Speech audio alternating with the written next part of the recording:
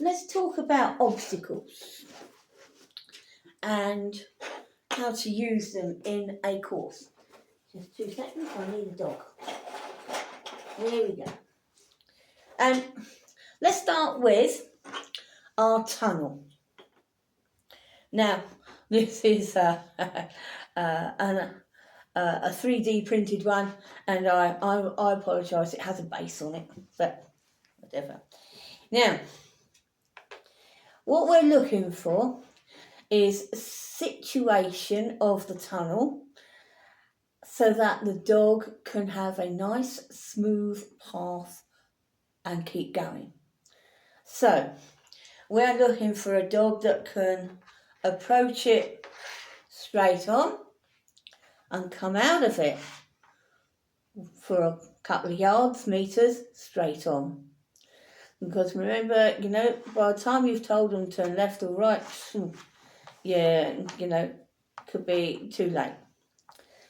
So they need time to adjust. Put in the tunnel where the handler will still be in a good view of the course or for the dog. So there's no point in putting the tunnel really close to a handler area. Okay? You're better off putting it so that if you intend to put another circle of hoops around or circle of obstacles, then the tunnel is in between the handler and the dog. That can cause a situation. You're better off putting the tunnel on the outer edges in that respect. So you're looking at giving this spacing that you may be needed.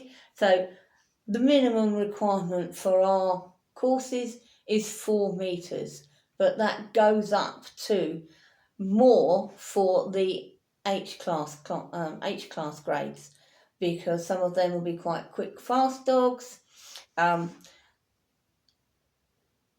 We do tend to, even at the lower grade, we tend to find that 5 to 6 meters apart is a good rule of thumb for your courses.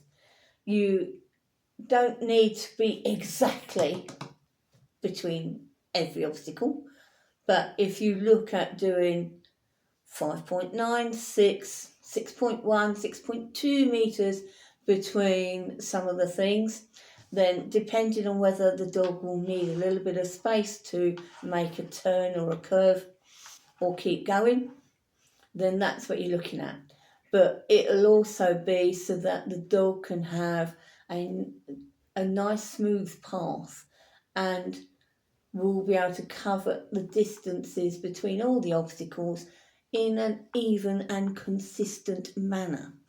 So here we are, the tunnel.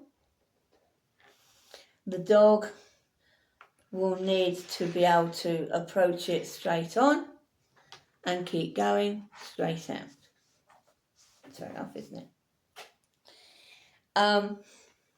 As I say, you don't want to have the dog doing angles into the tunnel.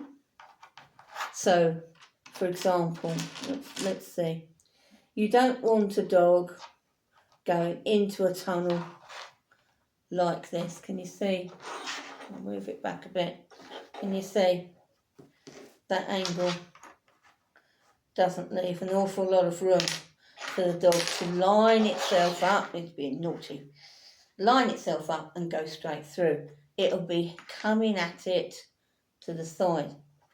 You don't want your dog bouncing off the sides of a tunnel. So you're better off with a less angle or straight line like that. Can you see? So that when the person walks the course, they look at it and they go, yeah, that's okay.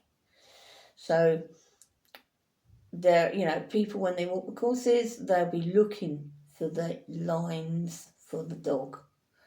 And so again, that's what you'll be doing when you create a course. And again, when they come out, you don't want that sort of corner. You don't want him going. So a little bit of a bend. In the higher grades, you might want to do a little bit of a test and see whether the dog can change direction on cue. But generally, it'll be easier to give the dog a corner or a turn, possibly towards the handler's area or in the direction of the handler. So if the handler's standing on this side, then getting the dog to turn towards them is going to be easier. Okay, so those are basic thoughts on the tunnel. There may be other bits, but you can always ask questions about that. But that is main concern. Keep it straight.